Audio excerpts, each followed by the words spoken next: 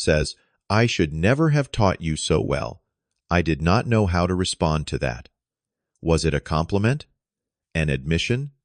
That contract is a big responsibility. Dad continued after a moment. Bigger than anything you have handled before. I know. We are ready for it. Another pause. Then, if you need any advice, you know where to find me. It was the closest thing to an olive branch I could have expected. When I refused, my mother smirked threateningly. Then we will just take it another way. The next day, I discovered my parents filed a legal claim challenging my grandfather's will. Before I continue this story, let me know where you are watching from and hit that like button. If family betrayal stories make your blood boil, growing up, my grandfather was my hero. Every summer from age 8 until I graduated college, I would stay at his house for weeks at a time. He taught me carpentry in his workshop behind the bungalow, showing me how to measure twice and cut once. He would say, "A house is more than walls and a roof, Marcel. It's the memories you build inside it." When Alzheimer's began stealing his mind during his final years, I moved in to care for him. I adjusted my work schedule, taking remote positions so I could be there when he needed me. My parents visited maybe once a month for an hour or two. Jake came by even less, always with an excuse about the kids, or work, or the long drive. I never complained, because I treasured those quiet evenings with Grandpa, even when he sometimes forgot my name.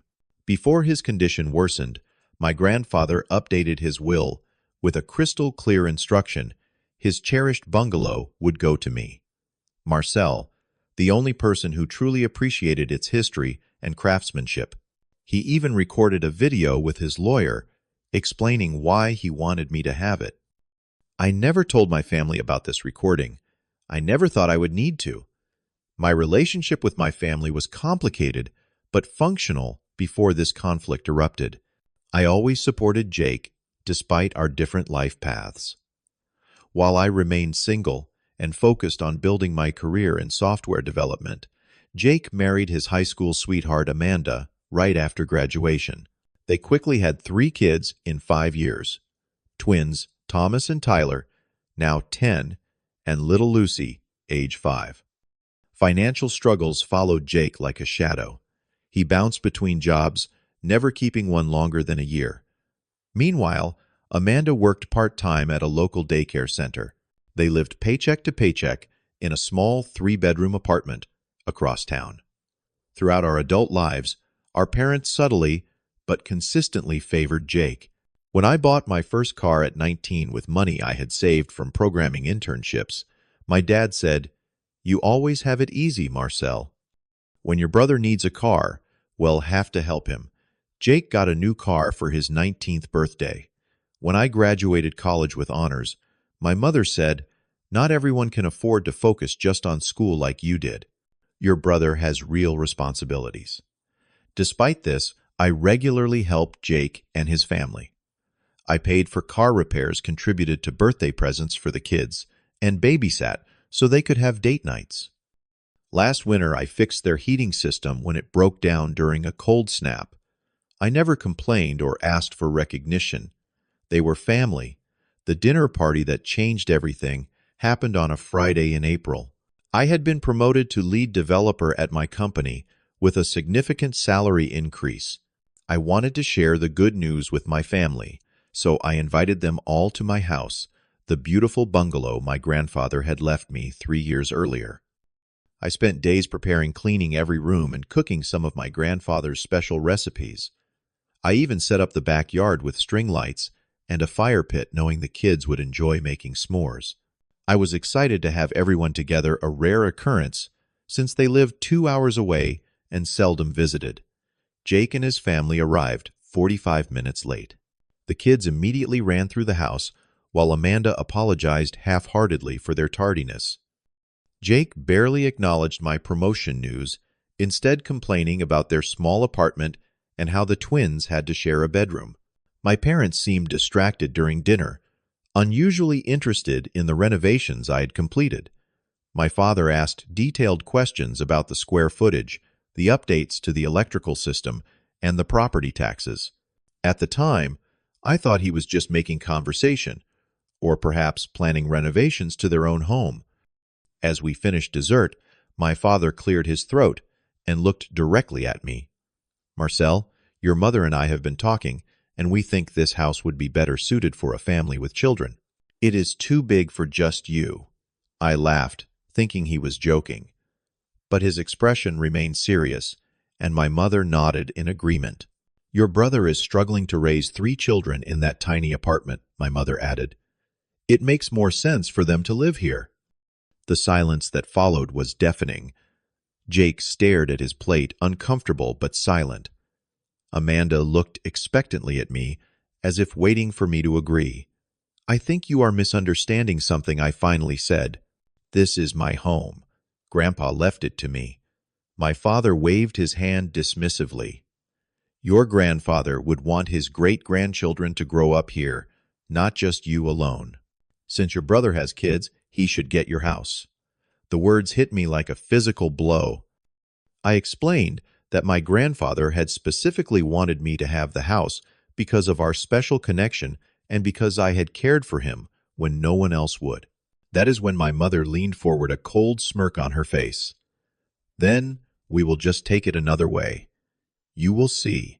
After my family left that night, I sat alone in my grandfather's old armchair, trying to process what had happened. The house, usually so comforting, suddenly felt vulnerable. I could not sleep, replaying the conversation over and over, wondering if I had misunderstood or overreacted. Around midnight, my phone buzzed with a text from Jake. "Sorry about Mom and Dad, but they have a point. The kids really could use the space." Think about it. His message felt like another betrayal, confirming this was not just a spur-of-the-moment suggestion, but something they had all discussed behind my back. Unable to sleep, I went to the small office that had been my grandfather's study. In the bottom drawer of his desk, I found a handwritten letter he had given me shortly before his death. I had read it many times before, but that night his words took on new meaning.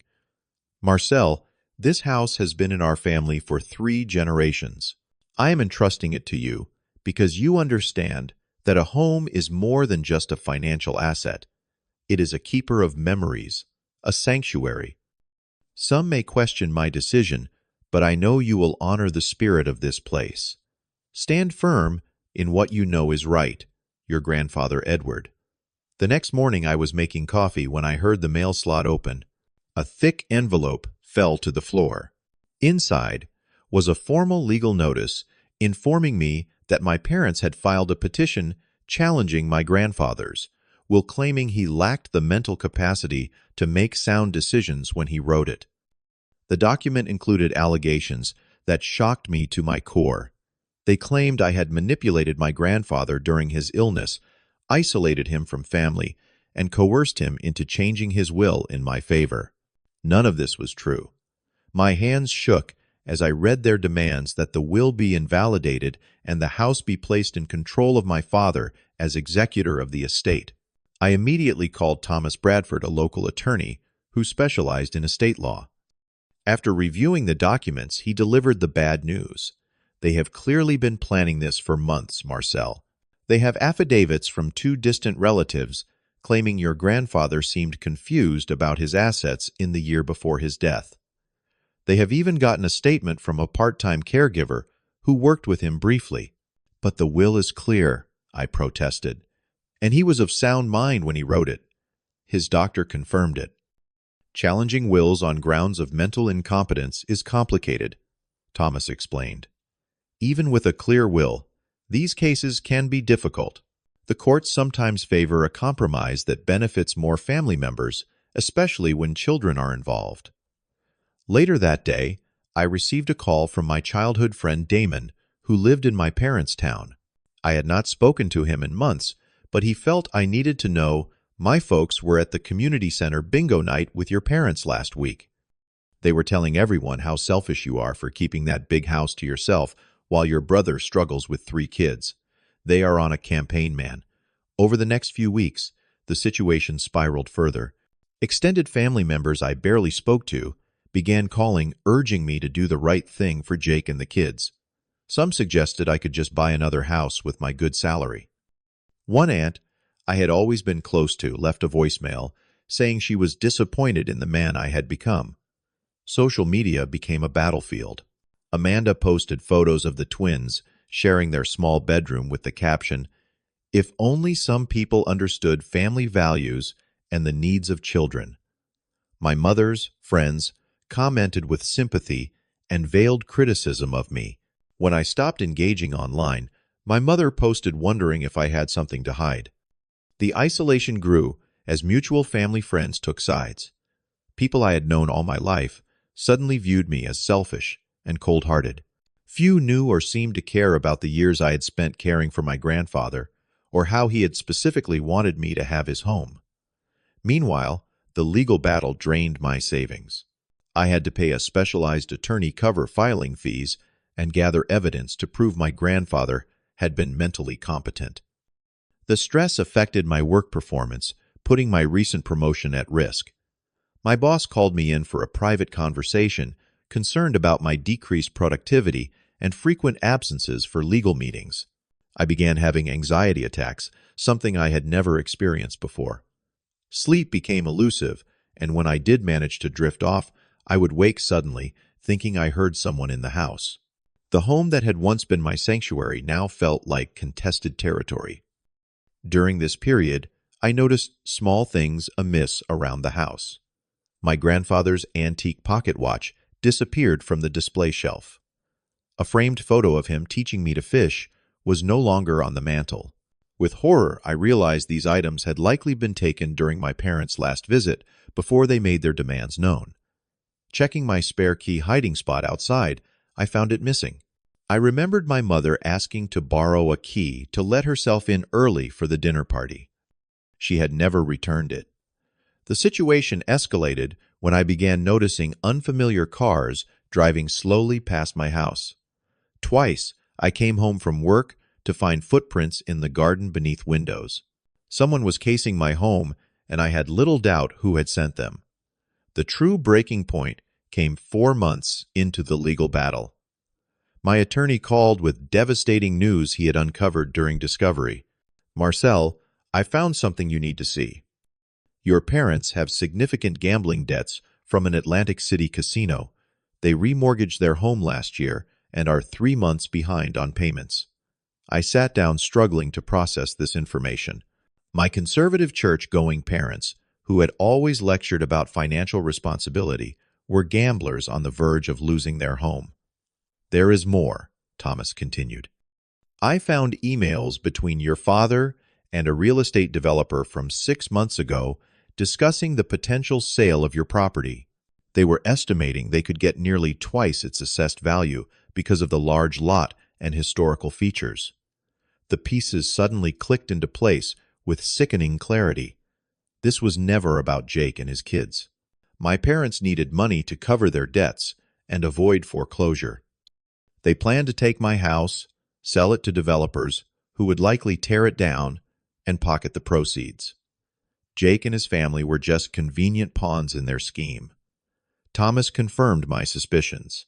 The developers specifically mentioned demolishing the existing structure to build luxury townhomes. And from what I can tell, your brother has no idea about their financial troubles or the plan to sell. That evening, I called Jake, determined to reveal the truth. But before I could explain, he interrupted with his own news. "Mom and Dad gave us a key to your place. They said you agreed to let us start moving some things in while you look for an apartment. Amanda is there now, with the kids measuring for curtains." I nearly dropped the phone. What I never agreed to. Anything like that. But Mom and Dad said the lawyers were working out details, and you had agreed in principle. They said it would be easier if we started the transition now.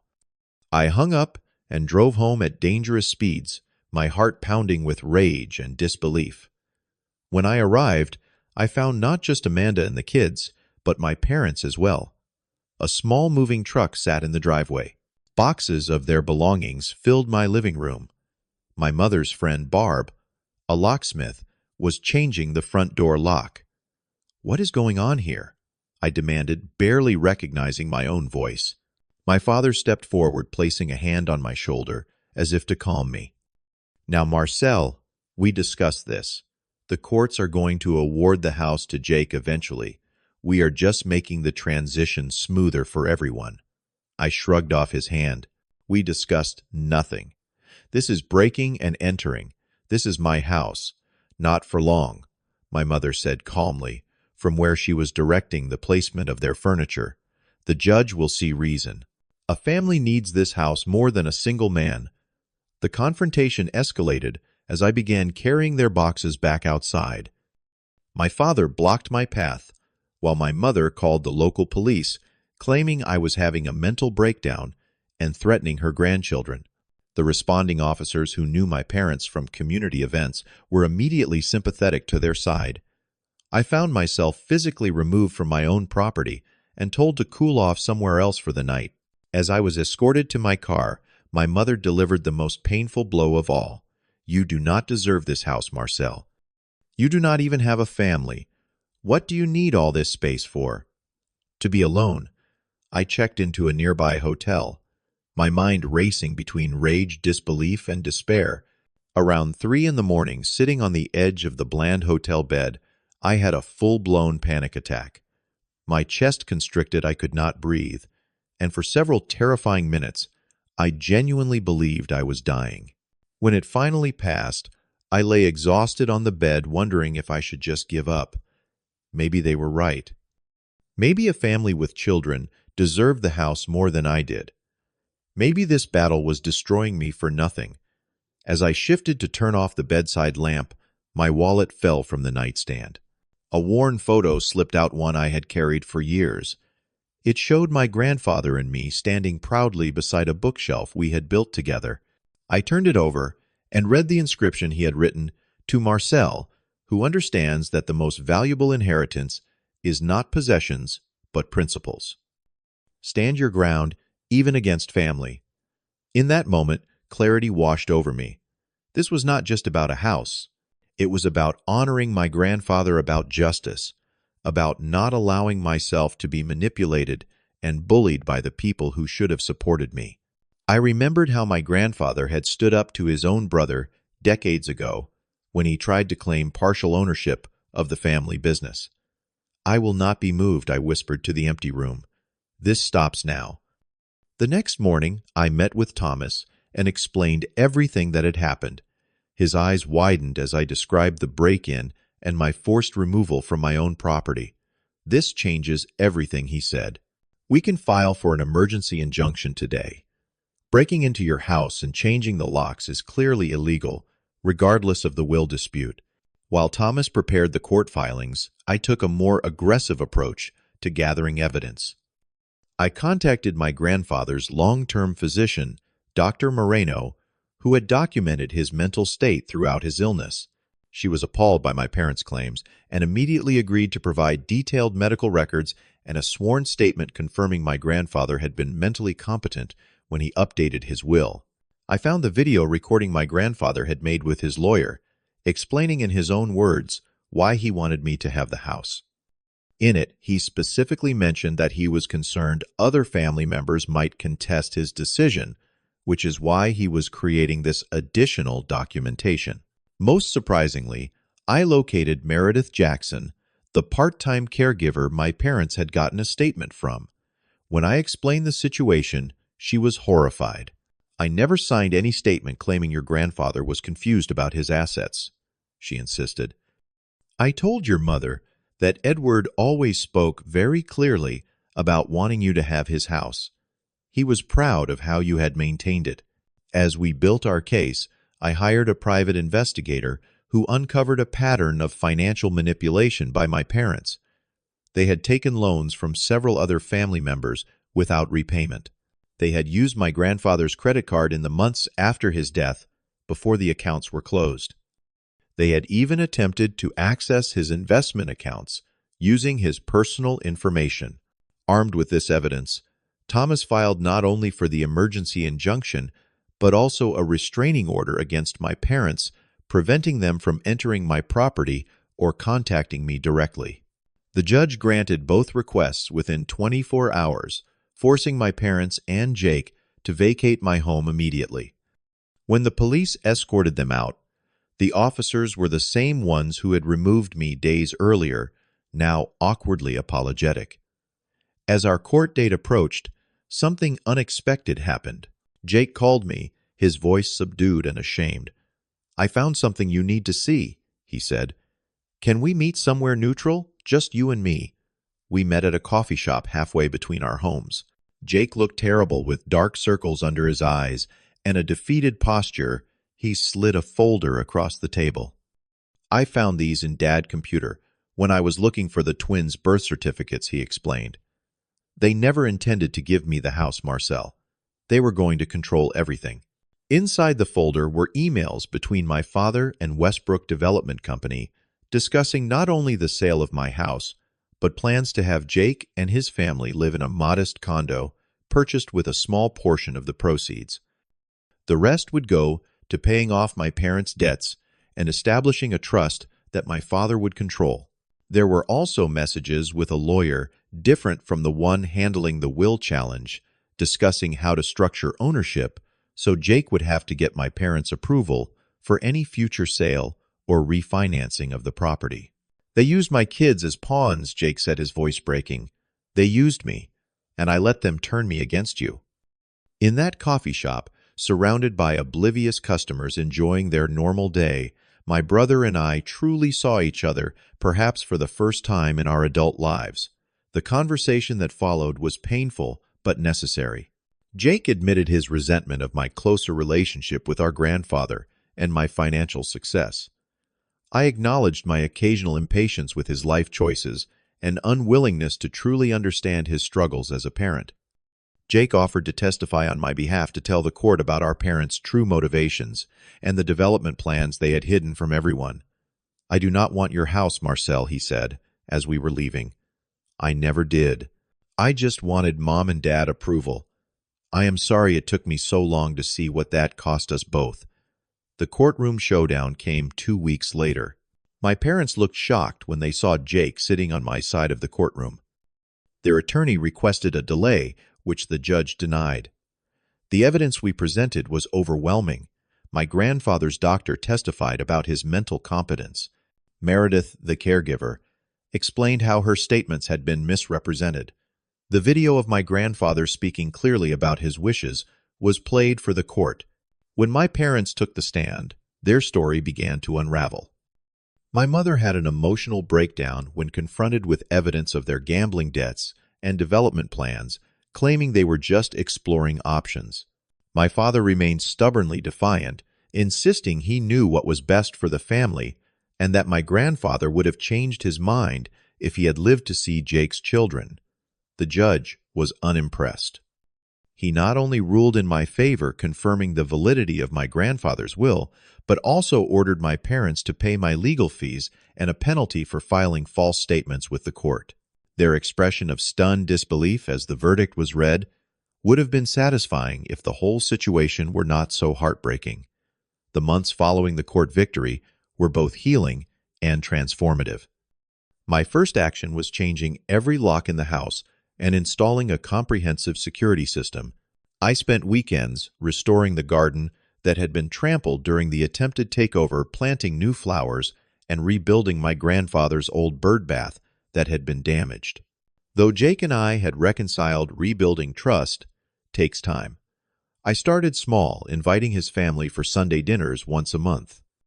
I helped him find an affordable 3-bedroom house in a good school district not far from mine. I even contributed to the down payment this time with clear written terms so there could be no misunderstandings. With my parents, the path forward was more complicated. I was not ready to forgive, but I did not want to close the door entirely. I sent them a letter explaining that, while I needed distance, I would be open to a relationship in the future if they could acknowledge the harm they had caused and make genuine amends. So far, they have not responded, but I have made peace with that possibility. To honor my grandfather's memory, I created a small memorial garden in the backyard with a bench beside his favorite apple tree. There, I often sit in the evenings, feeling his presence and wisdom surrounding me. I also began hosting neighborhood gatherings, opening the home to create new memories and connections, just as he would have wanted. Perhaps the most unexpected outcome was the foundation I established with part of my savings and a portion of my annual bonus. The Edward James Foundation provides legal assistance to seniors updating their wills and estate plans, ensuring their wishes are properly documented and protected. It feels right to transform this painful experience into something that might prevent others from facing similar situations. On a personal level, the betrayal forced me to confront painful truths about family dynamics I had long ignored. Through therapy and reflection, I began processing not just the recent events, but a lifetime of subtle manipulation and favoritism. I learned that setting boundaries is not selfish, but necessary for healthy relationships. I discovered I could trust people again, but carefully and with appropriate safeguards.